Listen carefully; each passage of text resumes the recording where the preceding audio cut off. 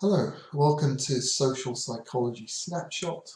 My name is Trevor James and I want to talk to you today about shopping while black. Now, I was quite interested in talking about this because when we think of racism normally, we tend to think of very extreme examples like the death of George Floyd. But racism can be very subtle and very pervasive, even in everyday activities. So I'm going to say or explain very quickly what is shopping while black and why is it at the end, why is it that some people don't like the term. So shopping while black really refers to this idea that's been really observed now, I think, for over 2 decades. There's research which has shown this, that black people, black males in particular, are more likely to be treated with suspicion in public places and routinely in places like supermarkets. Store managers who, when asked to think of or describe the type of person that tends to shoplift in their store, often revert back to stereotypes of young males, normally people of colour, even when statistically the biggest offenders in that particular area are young white females. So there is a stereotype that black males in particular are more likely to steal from stores. There's also been research, qualitative research, you can see from Lee here, 2000, that this is quite a common experience, that black people have reported their lived experience of being treated differently when they go shopping and even followed around the store. It's quite a common experience. And Crockett and Greer and Williams, 2003, they call this over-surveillance. So this is shopping while black is really about over-surveillance and being treated differently because of your skin color. Now, how can we actually look at something like this in an experiment?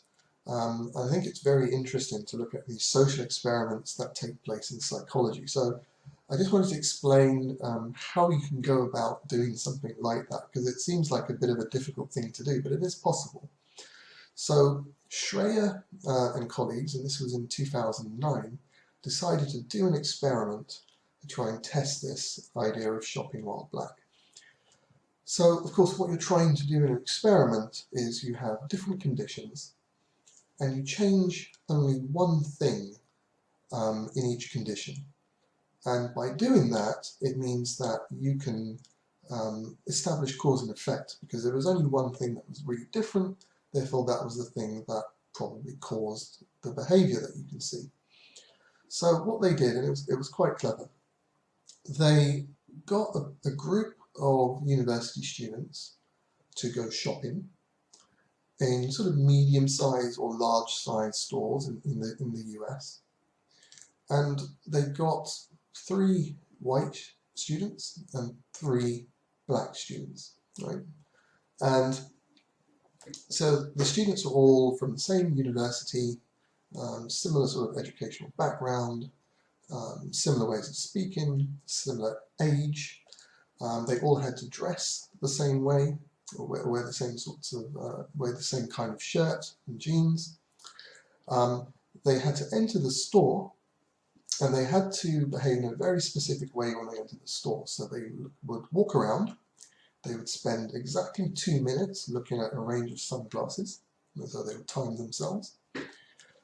After the 2 minutes was up, they would go to a salesperson, a store assistant, and they would ask if they could remove the security tag on a pair of expensive sunglasses so that they could try them on. If the salesperson said yes, and they did it, they would then take the sunglasses to the nearest mirror, try them on for a few seconds, wait a bit, then take the glasses off and return them. Now, the clever bit about this was that also in the store were some raters, and what these people were doing, they were in on the experiment, and their job was just to watch how often the salesperson or the security staff would look at the person trying on the glasses. And remember, the only thing that's different is, well, not the only thing that's different, but the main thing that's different is that they're either white or black. So they would record this, and they would record gaze behavior. So how long, and gaze behavior would consist of the person looking up at the person and staring for a certain number of seconds. And they would also record following behavior. So does the person actually follow them as they move across the store to find a mirror? And I'll show you the results that they found.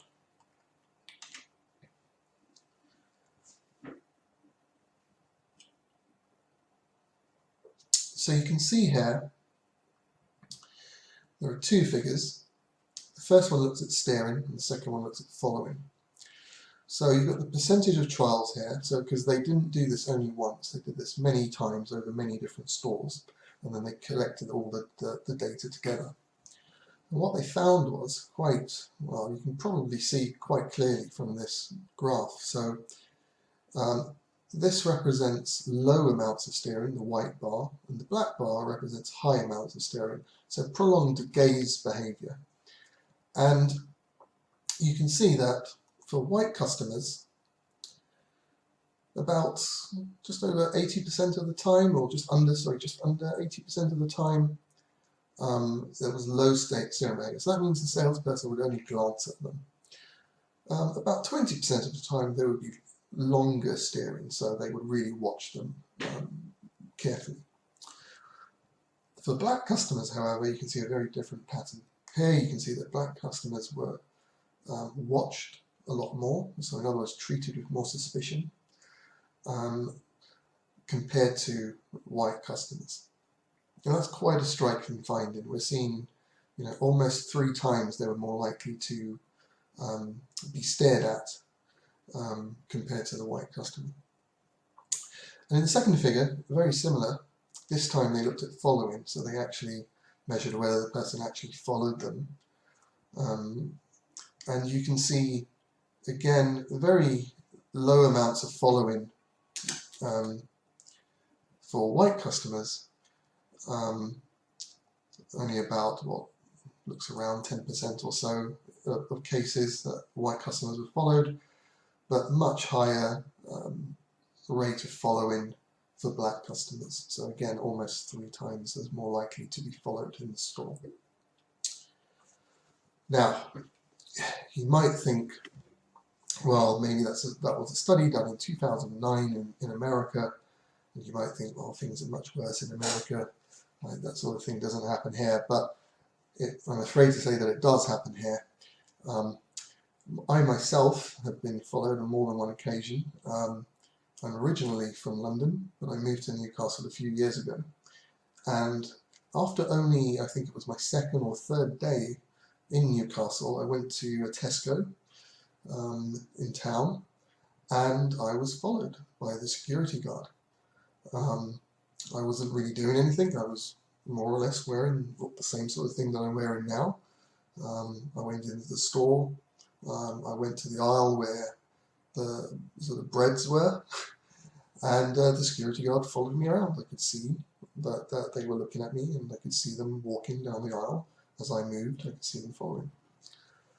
Now, I mention this because sometimes when I have conversations with colleagues, and white colleagues, and I say, oh, I was followed in the store, they're very surprised by this.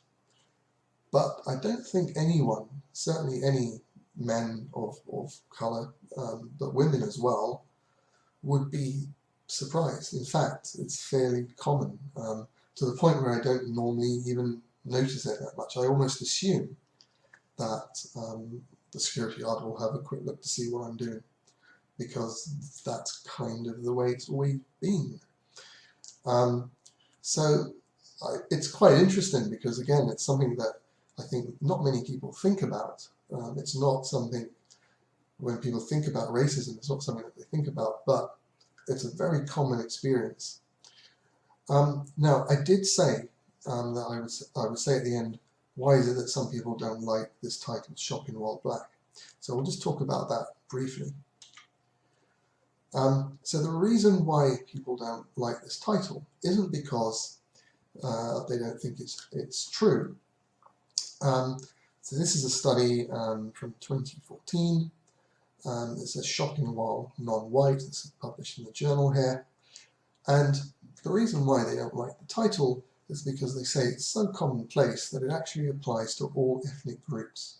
So it's very common for Hispanics in America to be treated with suspicion and followed around the store. It's very common for example, Muslim people to be treated with more suspicion and followed around, again, particularly if you're a young male. So, shopping while black. I hope you enjoyed the brief psychology snapshot, and I hope it makes you think about a very common everyday experience that's very different if you're someone from an ethnic minority group.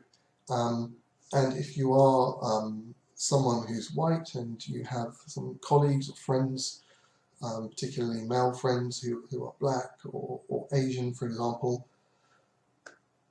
ask them about it, see what they say. Have they ever been followed in a store? And yeah, you might be surprised by what they tell you. Thank you for listening.